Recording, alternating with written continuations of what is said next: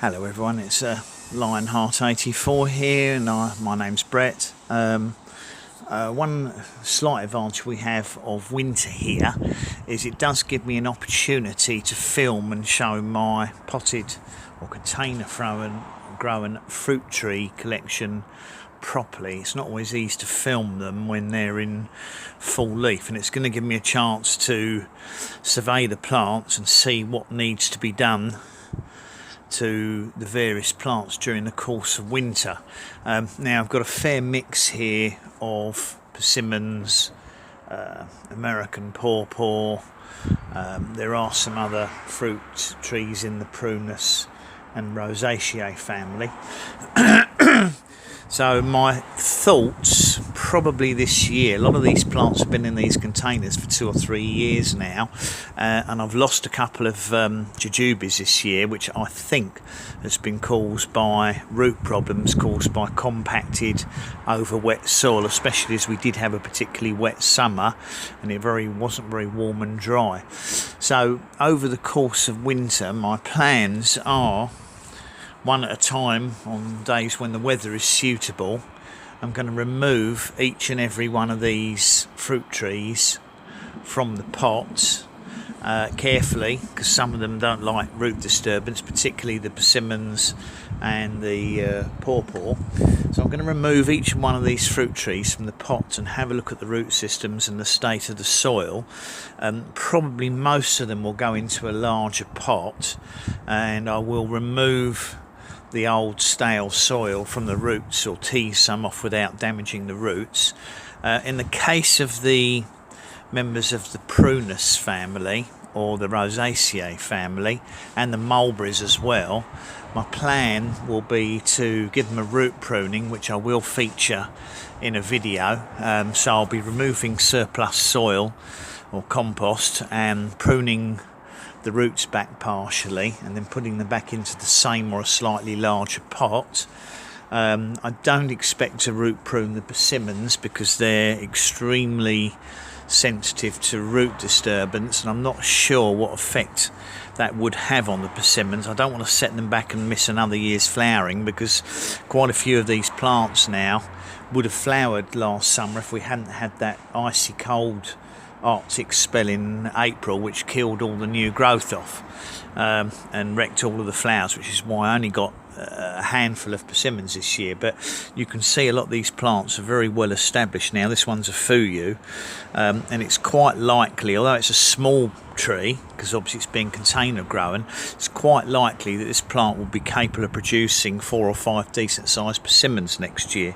So I will, when I take the persimmons and the pawpaw out of the pot, my plan is just to gently loosen the soil around the edges, cut away any dead roots, because I don't think a light trim would cause any serious problems, and then I'll get them into a fresh, well drained compost in slightly larger pots, and hopefully it won't set them back at all, and they'll still start growing nice and early in the spring, but not so early that they get damaged by bad frosts. I haven't counted up the trees here, but I'd hazard a guess that I've got probably around somewhere around 45 to 50 pots in plants here, and I'll also take the opportunity over winter to repot some of the pineapple guavas or feijoas that are also probably getting a bit pot bound now. I won't have to worry about this bare root Asian pear because this one's just been planted about a week ago, but virtually everything else I think I need to have a look and see what state the roots are in, because they're going to need, one of the disadvantages of growing these plants in containers is they probably need to be pulled out and repotted every 2 years to give them fresh compost, and then trim the roots back at that time, just to see if it encourages them to keep growing and keep staying healthy in the pots. But my Asian pears have been doing pretty well in the containers, and I'll also, when they're out, I can give them a light pruning as well and see if there's any branches that need taking off that are crossing, because you can see that again this fuyu is fairly crowded, and it does have some of the smaller branches are crossing others, so probably be a good idea to trim some of those off. A couple of these persimmons died back to the rootstocks, so I'm thinking of using those. This is one here that died back. This is all the shoots from the rootstock, so we're getting quite a nice strong growth here. So what I'll probably do is take off these other satellite growths, might keep one of them, and then I'll just regraft a couple of name varieties onto these and see if they take as an experiment, as I hadn't done any persimmon grafting yet. Perhaps I can put another fuyu onto this one.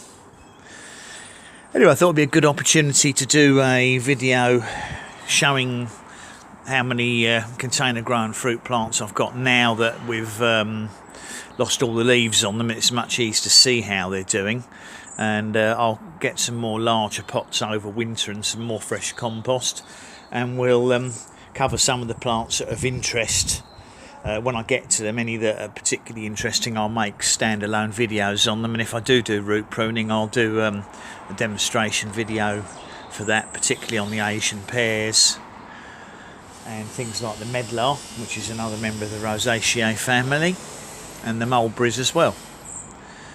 So thank you for watching the video. If you have done, much appreciate it. Please remember to give me a thumbs up, share the video if you think anyone's interested, subscribe to my channel, and remember to click on that bell if you would like to be updated on new videos as they come out. There won't be many in winter, but I'll try and make one or two. I'll catch up with you all in the next video. Brett out for now.